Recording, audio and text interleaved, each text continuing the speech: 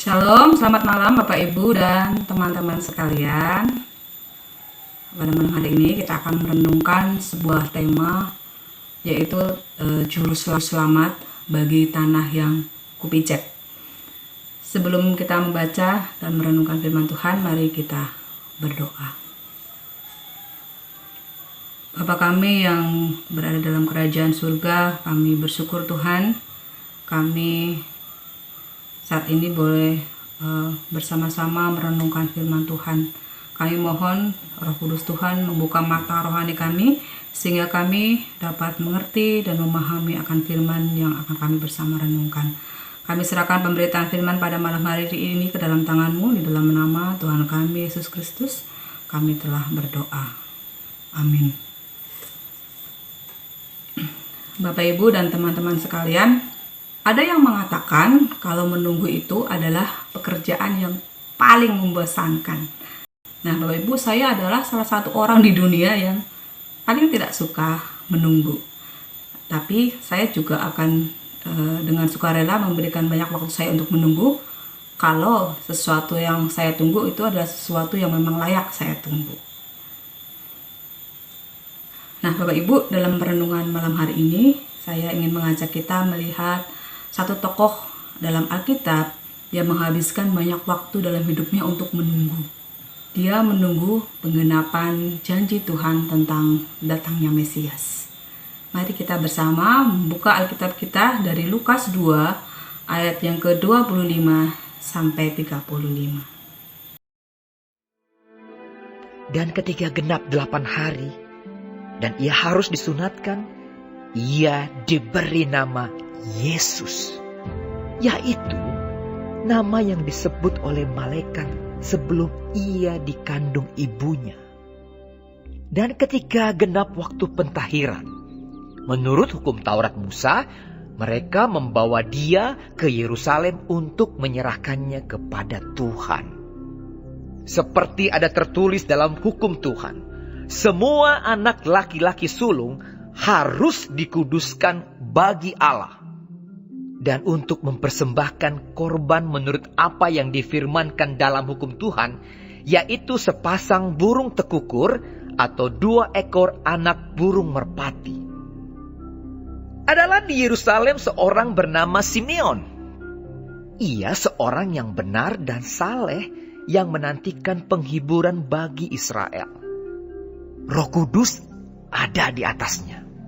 Dan kepadanya telah dinyatakan oleh Roh Kudus bahwa ia tidak akan mati sebelum ia melihat Mesias, yaitu dia yang diurapi Tuhan. Ia datang ke bait Allah oleh Roh Kudus. Ketika Yesus anak itu dibawa masuk oleh orang tuanya untuk melakukan kepadanya apa yang ditentukan hukum Taurat, ia menyambut anak itu dan menatangnya sambil memuji Allah. Katanya, "Sekarang Tuhan, biarkanlah hamba-Mu ini pergi dalam damai sejahtera, sesuai dengan firman-Mu, sebab mataku telah melihat keselamatan yang daripada-Mu, yang telah Engkau sediakan di hadapan segala bangsa, yaitu terang yang menjadi penyataan bagi bangsa-bangsa lain, dan menjadi kemuliaan bagi umat-Mu Israel." Dan bapa serta ibunya amat heran akan segala apa yang dikatakan tentang dia. Lalu Simeon memberkati mereka dan berkata kepada Maria, ibu anak itu, "Sesungguhnya anak ini ditentukan untuk menjatuhkan atau membangkitkan banyak orang di Israel, dan untuk menjadi suatu tanda yang menimbulkan perbantahan, dan suatu pedang akan menembus jiwamu sendiri, supaya menjadi nyata pikiran hati banyak orang." Menurut saya ada 3 hal yang dapat kita pelajari dari kerohaniannya Simeon. Yang pertama, dia adalah orang yang benar dan saleh. Kedua, dia itu taat menunggu penghiburan bagi Israel. Dan yang ketiga, yang terakhir, Roh Kudus ada di dalam diri Simeon.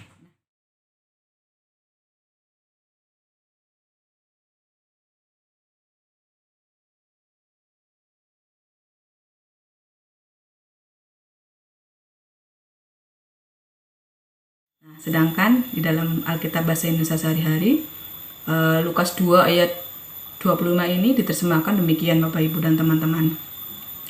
Pada waktu itu di Yerusalem ada seorang bernama Simeon. Ia orang baik yang takut kepada Allah dan sedang menantikan saatnya Allah menyelamatkan Israel. Jadi dapatlah kita katakan Simeon itu adalah orang benar dan saleh, dalam arti dia itu orang yang baik terhadap sesamanya dan takut kepada Tuhan atau hidup bergaul dengan Tuhan. Dalam Kejadian 6 ayat 9 dikatakan Nuh dicatat sebagai orang yang benar dan tidak bercela di antara orang-orang sezamannya, dan Nuh itu hidup bergaul dengan Allah.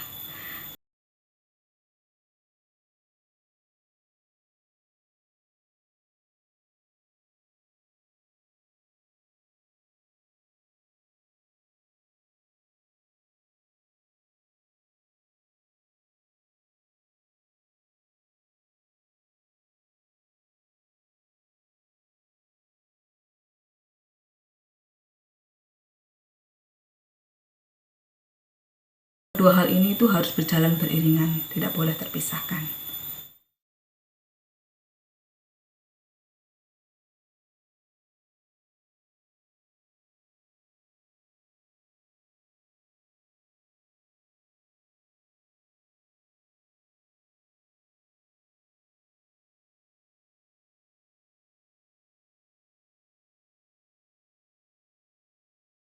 Kemudian yang kedua, dia itu taat menunggu penghiburan dari Israel. Simeon mentaati firman Tuhan dalam menunggu datangnya Mesias yang akan menyelamatkan Israel dan juga bangsa-bangsa lain dari dosa mereka. Ingat ya, saat itu Israel kan memang dalam keadaan dijajah oleh bangsa Roma. Lagi pula saat itu tidak ada nabi gitu ya. Jadi mulai dari zaman Maleaki sampai dengan Yohanes itu kosong.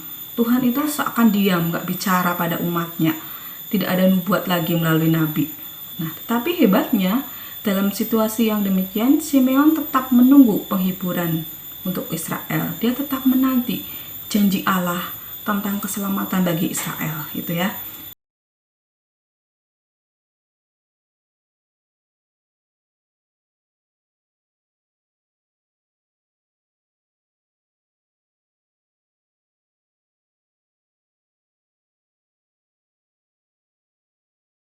Ya, di sana dikatakan Roh Kudus ada di atasnya dan kepadanya telah dinyatakan oleh Roh Kudus bahwa ia tidak akan mati sebelum dia melihat Mesias. Simeon datang ke bait Allah oleh Roh Kudus. Jadi 3 kali kata Roh Kudus ini muncul.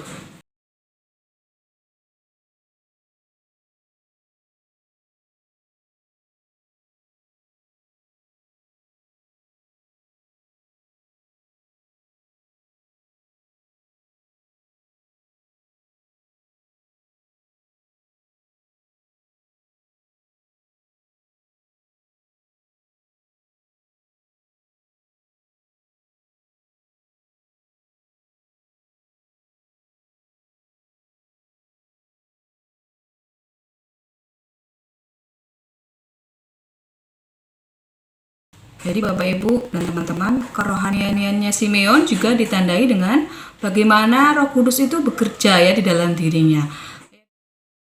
Jadi sama halnya bagaimana Roh Kudus itu bekerja di dalam kehamilannya Elizabeth, juga bagaimana Roh Kudus bekerja pada Zakaria dan bahkan bekerja juga di dalam diri Yohanes Pembaptis. Roh yang sama juga bekerja di dalam diri Simeon.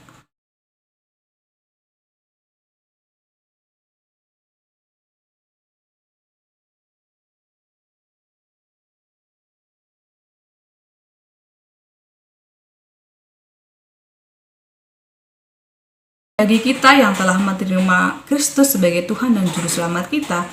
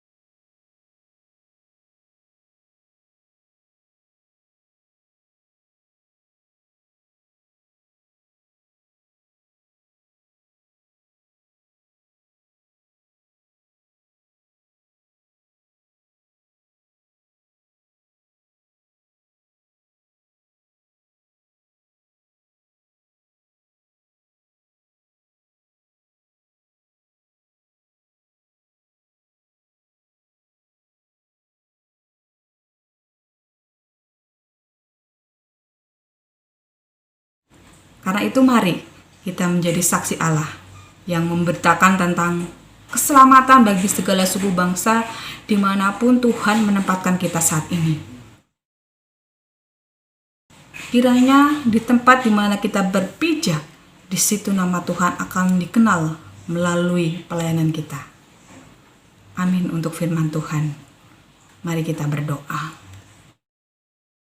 Terima kasih Tuhan untuk firman-Mu. Biarlah kami boleh menjadi Simeon-Simeon masa kini yang memiliki semangat pantang menyerah menantikan janji Tuhan bahwa Injil keselamatan akan diterima oleh semua suku bangsa. Gerakanlah hati kami, pakai kami, utuslah kami untuk menjadi alat di tangan-Mu, memberitakan Injil keselamatan itu. Demi nama Yesus kami berdoa. Amin.